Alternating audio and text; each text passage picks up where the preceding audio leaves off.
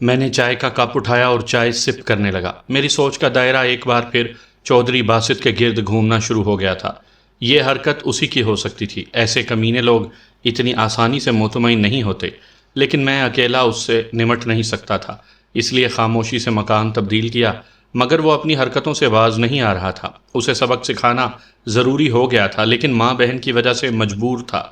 وہ یہاں بھی آ سکتا تھا کیونکہ شہر ایک ہے، اس لیے میں غور کرنے لگا کہ کسی طرح ماں بہن کو ایسی جگہ بھیج دوں جہاں وہ پوری طرح محفوظ ہو جائیں، اور تب میں کھل کر ان سے دو دو ہاتھ کروں۔ اس کے یا جس کے بھی پاس میری بہن ہے اسے آزاد کروا لوں، خواہ اس مارکے میں میری جان چلی جائے۔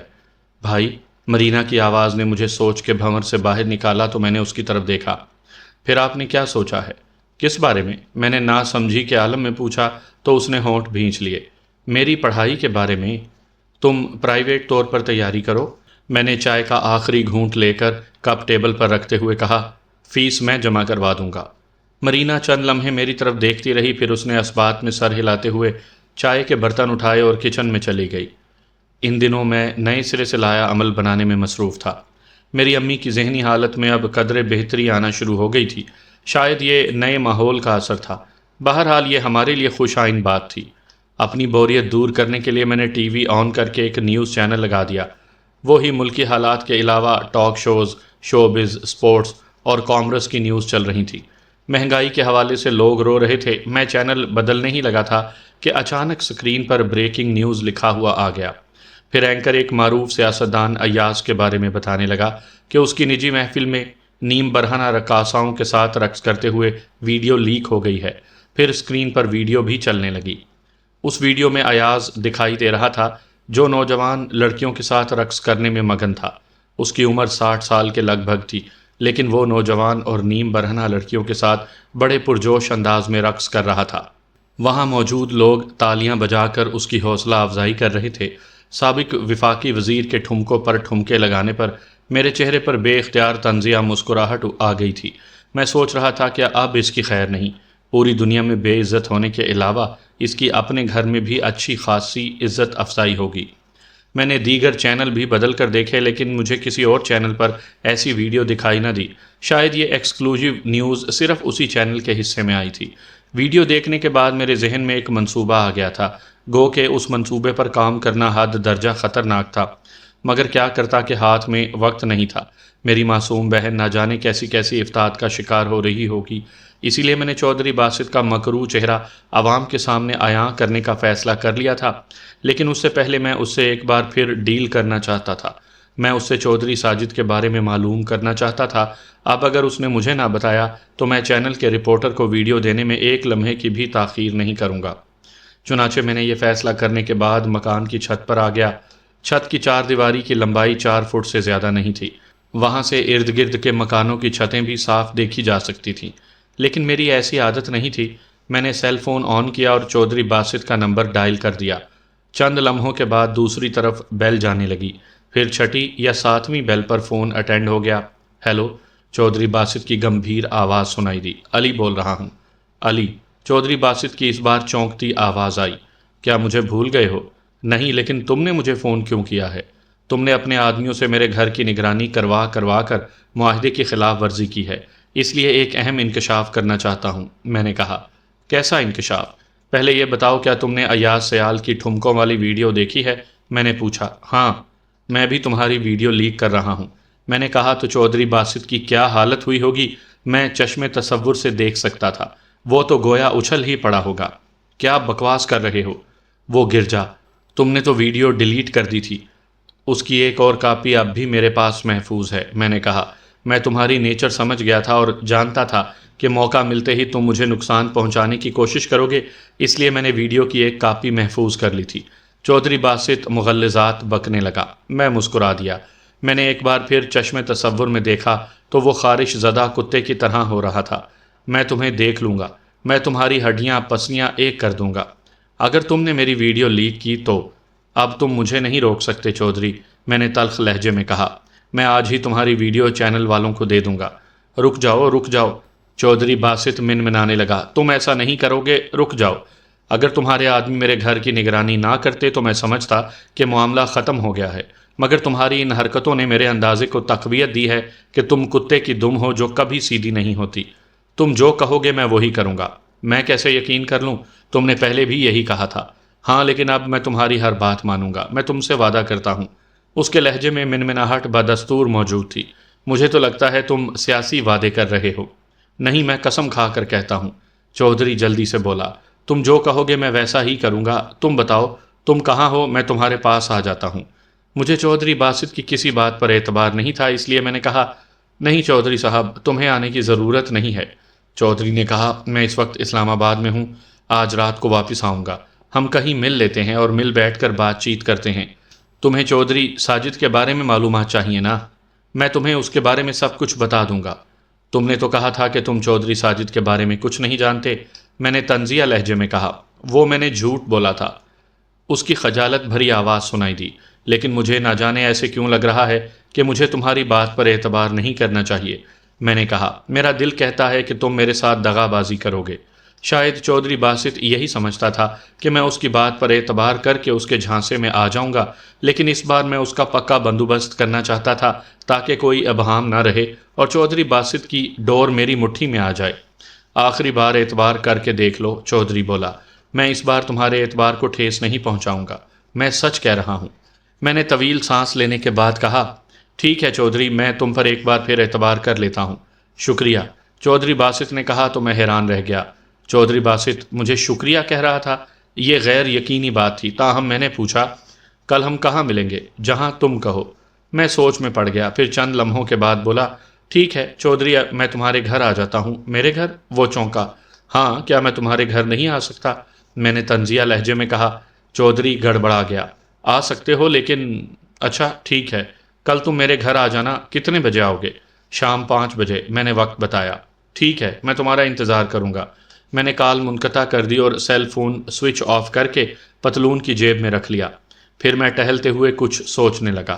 سوچتے سوچتے مجھے فاروق کا خیال آ گیا، وہی میرا ساتھ دے سکتا تھا۔ میں نے دوسرا سیل فون نکالا اور فاروق کو کال کی۔ جی بھائی۔ رابطہ ہوتے ہی فاروق کی آواز سنائی دی، کیا تم مجھے ابھی مل سکتے ہو؟ ابھی؟ اس کی پرسوچ آواز سنائی دی۔ ہاں مل سکتا ہوں، کہاں ملنا ہے؟ تم علامہ اقبال پارک آ جاؤ، میں نے کہا۔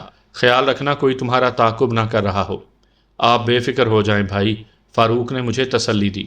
ٹھیک ہے، میں نے کہا، تم علامہ اقبال پارک پہنچو، میں وہیں آ رہا ہوں۔ میں نے سیل فون آف کر کے جیب میں رکھا اور مڑنے ہی لگا تھا کہ اچانک میرے بازو پر ایک پتھر لگا تو میں چونک پڑا۔ میں نے غیر ارادی طور پر ادھر دیکھا جدھر سے مجھے پتھر پھینکا گیا تھا۔ ساتھ والے گھر کی تیسری منزل کی بالکنی میں ایک لڑکی کھڑی تھی اور ہاتھ سے اشارے کر رہی تھی۔ میں سمجھا تھا کہ وہ کسی کو اشارے کر کے اپنی طرف متوجہ کرنے کی کوشش کر رہی ہوگی، لیکن غلطی سے اس کا پھینکا گیا پتھر مجھے لگ گیا۔ میں نے مڑ کر دیکھا لیکن مجھے دور دور تک کوئی بھی زی رو دکھائی نہ دیا۔ میں نے مڑ کر اس لڑکی کی طرف دیکھا تو اس نے اشاروں میں مجھ سے کہا، میں تم سے مخاطب ہوں۔ مجھ سے؟ میں نے اپنے سینے پر ہاتھ رکھتے ہوئے اشارے میں ہی جواب دیا تو اس نے اسبات میں سر ہلا دیا۔ کیا کہنا چاہتی ہو؟ میں نے پھر اشاروں میں پوچھا تو وہ چند لمحے کچھ سوچتی رہی، پھر مجھے وہیں رکنے کا اشارہ کر کے کمرے میں چلی گئی۔ مجھے سمجھ نہیں آ رہا تھا کہ وہ مجھ سے کیا کہنا چاہتی ہے۔ 2 منٹ کے بعد وہ واپس آ گئی تو اس کے ہاتھ میں ایک کاغذ تھا۔ اس نے کاغذ کو ایک پتھر کے ساتھ لپیٹا اور اس پر دھاگا باندھ کر پتھر میری طرف پھینک دیا۔ میں نے پتھر کیچ کیا اور دھاگا اتار کر کاغذ کھولا اور پڑھنے لگا۔ اس پر لکھا تھا، میں تم سے دوستی کرنا چاہتی ہوں، کیا تم مجھ سے دوستی کرو گے؟ میں تمہارے جواب کا انتظار کروں گی۔ اگر تمہارا جواب ہاں میں ہو تو مجھے کال کرنے کے بجائے صرف میسج کر دینا۔ نیچے اس نے اپنا سیل فون نمبر بھی لکھ دیا تھا۔ میں نے حیرت سے پہلے کاغذ کو دیکھا، پھر بالکنی کی طرف۔ وہاں اب وہ لڑکی موجود نہیں تھی اور دروازہ بھی بند دکھائی دے رہا تھا۔ میں حیران ہی نہیں پریشان بھی تھا کہ ہمارا کیس تیزی سے آگے بڑھ رہا ہے۔ موبائل اور انٹرنیٹ ہمیں کہاں پہنچا چکا ہے۔ دیگر نوجوانوں کی طرح مجھے بھی صنف مخالف میں کشش محسوس ہوتی ہے، مگر اس طرح مادر پدر آزاد نہیں۔ یہ لڑکی بغیر سوچے سمجھے اندھے کنویں میں چھلانگ لگانے پر آمادہ ہے۔ میں نے کاغذ لپیٹ کر اپنی جیب میں رکھا اور چھت سے نیچے اتر آیا۔ فی الحال مجھے اس سے دوستی کرنے میں کوئی دلچسپی نہیں تھی اور نہ ہی میں اسے کوئی جواب دینے کا ارادہ رکھتا تھا۔ اپنے کمرے میں آ کر میں نے آئینے کے سامنے کھڑے ہو کر اپنا تنقیدی جائزہ لیا، پھر ایک کیپ سر پر رکھ کر ڈرائنگ روم میں آ گیا۔ مرینا ایک صوفے پر بیٹھی ایک کتاب پڑھ رہی تھی۔ مرینا؟ میری آواز پر اس نے چونک کر میری طرف دیکھا۔ جی بھائی، میں ایک ضروری کام سے باہر جا رہا ہوں، میں نے کہا۔ تم گیٹ کو اندر سے لاک کر لو، میں تمہیں فون کروں گا تو تب تم نے دروازہ کھولنا ہے۔ کہاں جا رہے ہیں؟ اس نے فکر مند لہجے میں پوچھا۔ ایک دوست سے ملنے جا رہا ہوں، میں نے جواب دیا۔ میں نے اسے فاروق کے بارے میں بتانا مناسب نہ سمجھا۔ ٹھیک ہے بھائی، اس نے اس بات میں سر ہلایا، پھر کتاب میز پر رکھی اور صوفے سے اٹھ کھڑی ہوئی۔ اپنا خیال رکھنا بھائی، مجھے آپ کی بہت فکر رہتی ہے۔ میں نے اس بات میں گردن ہلا دی۔ جب مرینا گیٹ کو اندر سے لاک کر کے چلی گئی تو میں مطمئن ہو کر آگے بڑھ گیا۔ ایک آٹو رکشے میں بیٹھ کر میں علامہ اقبال پارک پہنچا۔ میری موٹر بائیک میرے گھر میں ہی کھڑی تھی، وہ خراب تھی اس لیے میں اسے اٹھانے نہیں گیا تھا۔ فاروق مجھ سے پہلے ہی پارک پہنچ گیا تھا۔ ہم دونوں گرم جوشی سے گلے ملے، پھر ہم ایک بینچ پر بیٹھ کر باتیں کرنے لگے۔ اس نے بتایا کہ گھر سے نکل کر قرب و جوار کا اس نے اچھی طرح جائزہ لے لیا تھا، لیکن وہاں کوئی موجود نہیں تھا اور نہ ہی کسی نے اس کا تعاقب کیا ہے۔ میں نے اس کی کھلے دل سے تعریف کی۔ پھر وہ مجھ سے پوچھنے لگا کہ ہم کہاں رہ رہے ہیں اور اچانک گھر کیوں چھوڑ کر چلے گئے۔ میں نے اسے ٹالتے ہوئے کہا، بعد میں بتاؤں گا، میں نے جس کام کے لیے تمہیں یہاں بلایا ہے وہ غور سے سنو۔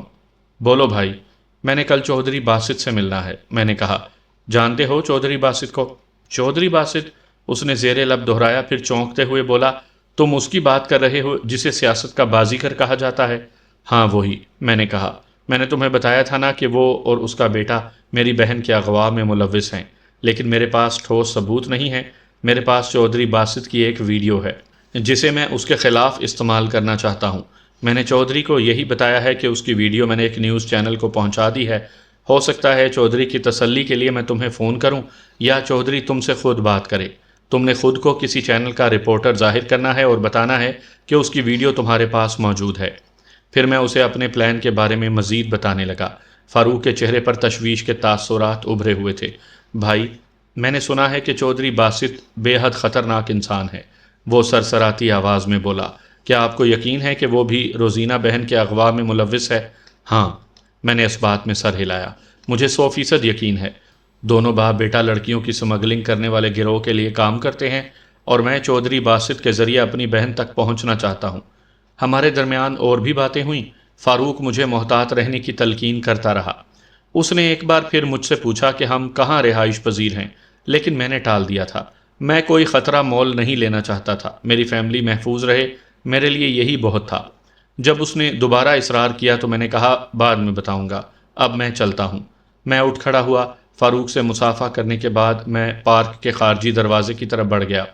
پارک سے باہر نکل کر میں نے قرب و جوار کا غائرانہ انداز میں جائزہ لیا اور پھر پیدل چلتا ہوا ایک طرف بڑھنے لگا۔ تھوڑی دور چلنے کے بعد مجھے محسوس ہوا کہ کوئی میرا تعاقب کر رہا ہے۔ یہ میرا وہم تھا یا حقیقت تھی؟ بہرحال میں اپنا شک دور کرنا چاہتا تھا، اس لیے بس اسٹاپ پر پہنچ کر میں رک گیا اور سرسری انداز میں ادھر ادھر دیکھنے لگا۔ میرا شک درست ثابت ہوا تھا، واقعی ایک آدمی میرا تعاقب کر رہا تھا۔ جیسے ہی میں نے سرسری انداز میں اس کی طرف دیکھا تھا، وہ جلدی سے فٹ پاتھ پر موجود درخت کی اوٹ میں ہو گیا تھا۔ وہ اسی ضام میں ہوگا کہ میں نے اسے نہیں دیکھا ہوگا۔ وہ یقیناً فاروق کا تعاقب کرتے ہوئے علامہ اقبال پارک پہنچا ہوگا۔ یہ بھی ہو سکتا تھا کہ اس کے مزید ساتھی بھی ادھر ادھر موجود ہوں اور وہ بھی خفیہ رہ کر میرا تعاقب کر رہے ہوں۔ یہ میرے لیے پریشان کن بات تھی۔ اگر میں گھر کی طرف گیا تو وہ میرا گھر بھی دیکھ لیں گے۔ میں پریشان ہو کر ان پر یہ ظاہر نہیں کرنا چاہتا تھا کہ میں نے انہیں دیکھ لیا ہے یا مجھے اپنے تعاقب کا احساس ہو گیا ہے۔ میرے ذہن میں خیال پیدا ہوا کہ یقیناً یہ چودھری باسط کے آدمی ہوں گے۔ میں نے ایک آٹو رکشہ روکا اور اس میں بیٹھ گیا۔ کہاں چلنا ہے؟ رکشے ڈرائیور نے کہا۔ فی الحال سیدھا چلو، بتاتا ہوں۔ رکشہ ڈرائیور نے اس بات میں سر ہلاتے ہوئے رکشہ آگے بڑھا دیا۔ تھوڑی دور جانے کے بعد میں نے اسے دائیں طرف والی سڑک کی طرف مڑنے کا کہا تو اس نے رکشہ دائیں طرف سڑک پر موڑ لیا۔ میں نے رکشے کے بیک مرر سے دیکھ لیا تھا کہ ایک کار رکشے کے پیچھے آ رہی تھی۔ وہ قدرے فاصلے پر موجود تھی، لیکن میرے کہنے پر ڈرائیور جدھر رکشہ موڑتا تھا تو کار بھی اسی طرف آ جاتی تھی۔ میرے دماغ میں جھکڑ چل رہے تھے۔ میں یہی سوچ رہا تھا کہ میں تعاقب کرنے والوں کو کیسے دھوکہ دوں۔ میں نے ڈرائیور کو مرکزی بازار کی طرف جانے کو کہا۔ وہ کافی گنجان علاقہ تھا اور میں رکشے سے اتر کر فوری طور پر کہیں چھپ سکتا تھا۔ مرکزی بازار کے قریب پہنچے تو ٹریفک جام تھا۔ چوک پر لوگوں کا جم غفیر موجود تھا، شاید ایکسیڈنٹ ہو گیا تھا۔ میرے لیے فرار ہونے کا یہی اچھا اور بہترین موقع تھا۔ چنانچہ میں نے جیب سے 200 روپے نکال کر ڈرائیور کی طرف بڑھاتے ہوئے کہا، میں اتر رہا ہوں۔ ڈرائیور نے پیسے لے لیے۔ وہ مجھے بقایا جات دینا چاہتا تھا، لیکن میں جلدی سے رکشے سے اتر کر جمع غفیر کی طرف بڑھ گیا۔ وقت کم تھا۔ جمع غفیر میں پہنچتے ہی میں نے دیکھا کہ فٹ پاتھ کے کنارے دو کم عمر لڑکے زخمی حالت میں موجود تھے۔ ایک لڑکے کی ٹانگ سے خون بہہ رہا تھا اور وہ نڈھال کی سی حالت میں تھا، جبکہ دوسرے لڑکے کے چہرے پر اذیت کے تاثرات ابھرے ہوئے تھے۔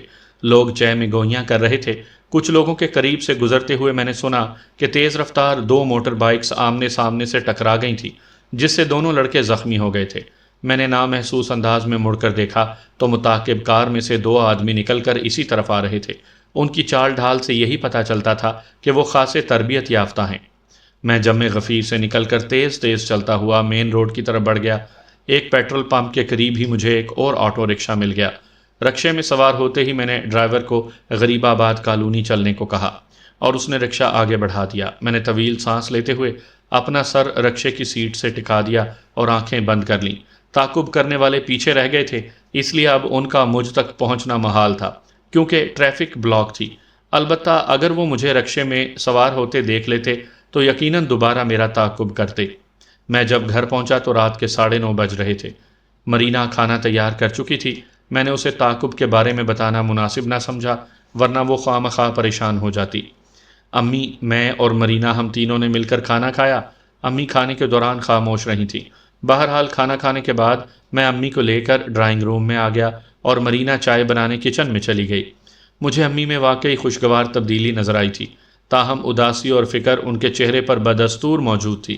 میں نے ٹی وی آن کر کے ڈرامہ لگا دیا تاکہ امی کا دل بہل جائے۔ وہ چند منٹ ڈرامہ دیکھتی رہیں، پھر انہوں نے مجھے مخاطب کیا، علی۔ جی امی۔ میں امی کی طرف متوجہ ہوا۔ ٹی وی کی آواز کم کرو، میں نے تم سے بات کرنی ہے۔ میں نے ریموٹ سے ٹی وی کی آواز کم کر دی اور پھر امی کی طرف دیکھنے لگا۔ جی امی، بولیں۔ امی بغور میرے چہرے کی طرف دیکھنے لگیں، جیسے میرے چہرے پر ابھرتے تاثرات پڑھنا چاہتی ہوں۔ میں گڑبڑا گیا۔ وہ بولی، علی، میں تم سے جو پوچھوں مجھے سچ سچ بتانا۔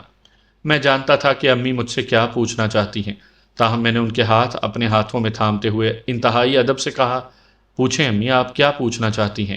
وہ ٹھہرے ہوئے لہجے میں بولیں، روزینہ کہاں ہے؟ اس کا کچھ پتہ چلا؟ میرے دل پر برچھی چل گئی، تاہم میں نے گھمبیر لہجے میں جواب دیا، امی، روزینہ کا ابھی تک کچھ پتہ نہیں چل سکا کہ وہ کہاں ہے۔ آپ فکر مت کریں، پولیس اسے تلاش کر رہی ہے اور میں بھی اسے تلاش کر رہا ہوں، اور انشاءاللہ جلد ہی وہ مل بھی جائے گی۔ میں نے دیکھا کہ امی کی آنکھوں سے آنسو نکل آئے تھے۔ وہ ماں تھیں، بیٹی کی جدائی کیسے برداشت کرتیں، وہ یہ جانتی تھیں۔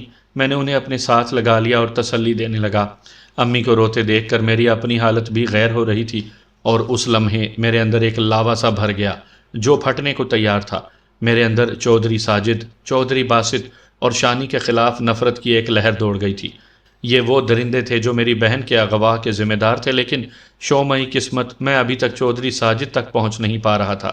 میں امی کو تھوڑی دیر تک تسلی دیتا رہا اور وہ بے آواز آنسو بہانے کے بعد سیدھی ہو گئی، جیسے انہیں کچھ یاد آ گیا ہو۔ علی، یہ بتاؤ ہم اس مکان میں کیوں شفٹ ہوئے ہیں، اور یہ مکان ہے کس کا؟ اس سوال پر میں گڑبڑا گیا۔ ان کی دماغی حالت اب ٹھیک ہو رہی تھی۔ اب میں انہیں کیا بتاتا کچھ سمجھ نہیں آ رہا تھا۔ اسی لمحے مرینا ٹرے اٹھائے ڈرائنگ روم میں آئی۔ ٹرے میں رکھے کپوں میں سے بھاپ اڑ رہی تھی۔ اس نے پہلے ٹرے میز پر رکھی، پھر ایک ایک کپ ہمارے سامنے میز پر رکھے اور اپنا کپ لے کر صوفے پر بیٹھ گئی۔ ٹی وی پر اس کی پسند کا ڈرامہ چل رہا تھا، اس لیے وہ ڈرامے کی طرف متوجہ ہو گئی۔ بتاؤ علی، میں نے کچھ پوچھا ہے؟ امی اپنے سوال پر قائم تھی۔ امی، میں نے چائے کا کپ اٹھاتے ہوئے کہا، آپ چائے پئیں، میں بتاتا ہوں۔ میں چائے بعد میں پی لوں گی، پہلے مجھے بتاؤ۔ وہ بضد تھیں۔ اب مرینا بھی ڈرامے سے توجہ ہٹا کر ہماری طرف متوجہ ہو چکی تھی۔ میں نے آنکھوں ہی آنکھوں میں اس سے کہا کہ وہ امی کی توجہ کسی اور طرف لگائے، لیکن وہ آنکھوں کی زبان نہیں سمجھ سکی تھی۔ پھر اس سے پہلے کہ امی دوبارہ پوچھتیں، اسی لمحے میرے سیل فون کی گھنٹی بج اٹھی اور پھر بجتی ہی چلی گئی۔ میں نے کپ میز پر رکھا اور سیل فون نکال کر دیکھا تو سکرین پر ایک اجنبی نمبر جگمگا رہا تھا۔ کس کی کال ہو سکتی ہے؟ میں منہ ہی منہ میں بڑبڑایا۔ پھر میں امی کی طرف دیکھ کر بولا، امی، میں آتا ہوں۔ میں اٹھ کر ڈرائنگ روم سے باہر آ گیا۔ گھنٹی ابھی تک بج رہی تھی۔ میں نے یس کا بٹن پریس کر کے سیل فون کان سے لگا لیا۔ ہیلو، میں نے محتاط لہجے میں کہا۔ بھائی، مجھے بچا لو بھائی۔ دوسری طرف سے کرب آمیز آواز سنائی دی تو میں ایسے اچھل پڑا جیسے میرے سر پر کسی نے بم پھاڑ دیا ہو۔ میرے حواس مختل ہو گئے تھے اور میں اپنی جگہ جیسے سن ہو کر رہ گیا تھا۔